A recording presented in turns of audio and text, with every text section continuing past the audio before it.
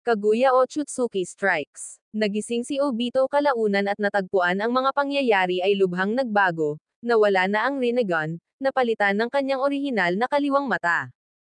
Tuluyan nang nawala si Black Zetsu sa kanyang katawan, na isa katuparan na ang Infinite Tsukuyomi at ang mundo ay nakulong sa isang panaginip. Wala na si Madara, napalitan ni Kaguya Otsutsuki. Sina Naruto at Sasuke na lamang, kasama ang tulong ni Kakashi at Sakura, ang nananatiling lumalaban kay Kaguya.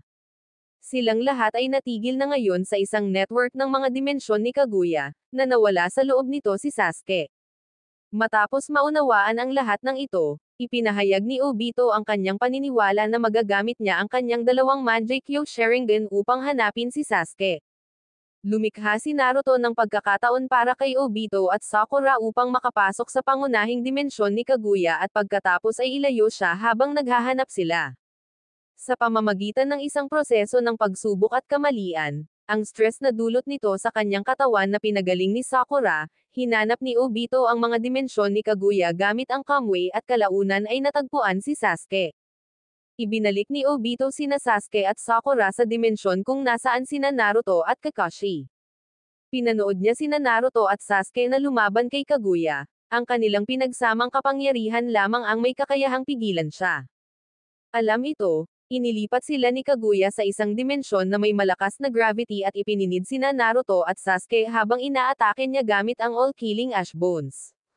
Sina Obito at Kakashi, na pinagkalooban ng isang ibinahaging alaala ng kanilang nakaraang pagkakaibigan, ay naglagay ng kanilang mga sarili sa harap ni Naruto at Sasuke bilang mga kalasag.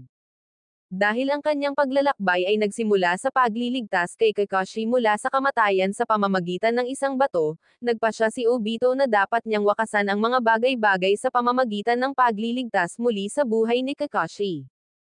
Ginamit niya ang kanyang kaliwang mata upang i-teleport ang pag-atake na nakatutok kay Kakashi palayo, na pinapayagan ang pag-atake na nakatutok sa kanya na tumama. Ang katawan ni Obito ay nagsimulang gumuho at walang sino man ang makakagawa upang iligtas siya.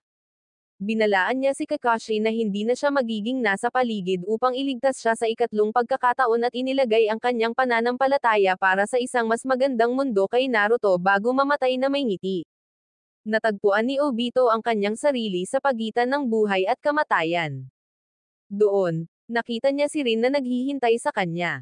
Humingi ng tawad si Obito sa pagtagal bago siya sumama sa kanya at pati na rin sa maraming bagay na ginawa niya habang hinihintay siya ni Rin. Tiniyak ni Rin sa kanya na ayos lang dahil sinubukan niyang gawin ang kanyang buong makakaya at lagi siyang pinapanood. Bagaman sabik na siyang magsimulang gumugol ng oras kasama siya, nag-aalala siya na baka gumawa si Kakashi ng isang bagay na hangal tulad ng pagkamatay at sisirain ang mga bagay sa pagitan nila muli. Sa makatuwid, ginamit niya ang Kamui at ibinalik ang kanyang espiritu sa buhay na eroplano at nanirahan kay Kakashi, pansamantalang pinagkalooban siya ng kapangyarihan ng kanyang Mangekyou Sharingan.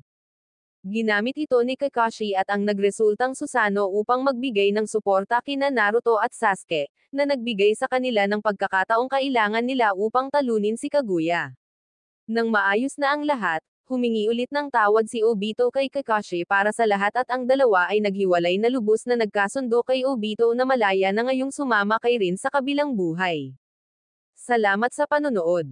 Next character naman tayo.